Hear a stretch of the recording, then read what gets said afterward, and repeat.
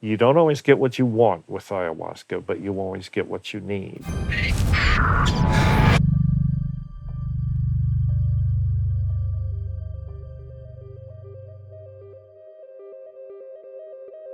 We're in an epidemic of depression, and rates of depression are going up all the time. Our current model for dealing with it is not working. 300 million people with depression around the world. You have a suicide rate that's climbing rapidly. And mental health care has very few tools to address this. Antidepressants are like taking a painkiller for a toothache. It numbs the pain, but the infection is still there.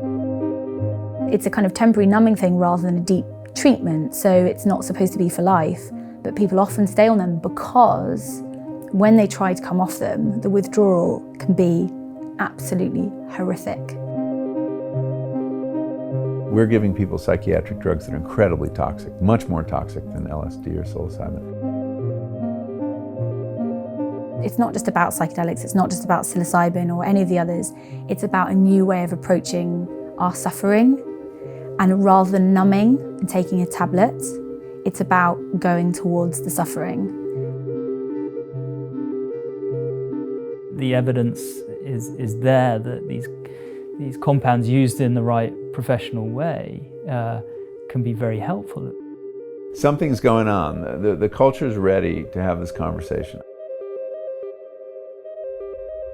La ayahuasca nos fortalece nuestra mente, nos abre nuestra creatividad, nuestro amor, donde cuando nosotros estamos perdidos espiritualmente, cuando tenemos desviado nuestra mente, nos centra, nos conecta uno a uno mismo.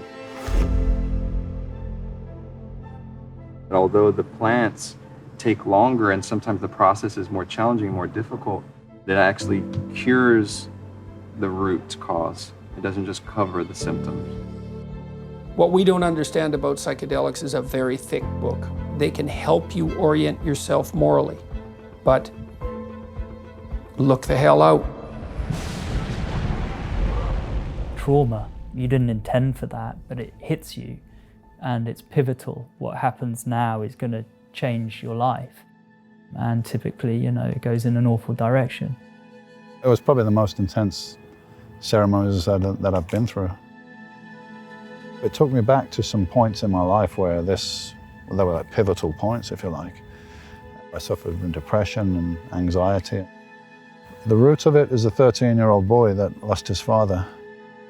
I was shown on a different level that I hadn't really dealt with that. Childhood trauma, which does not have to be overt, it does not have to be dramatic.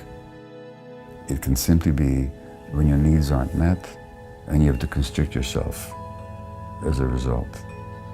And trauma simply means a wound. It's an unhealed wound. With psychedelics, what you're doing is you're providing this window of opportunity, another pivot state.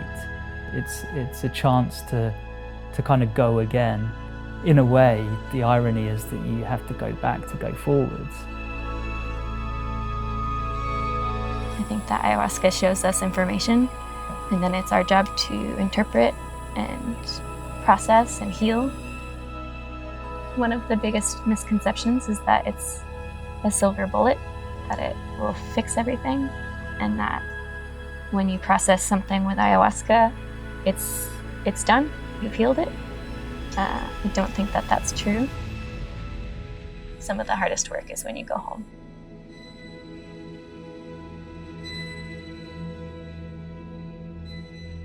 You don't always get what you want with ayahuasca, but you always get what you need.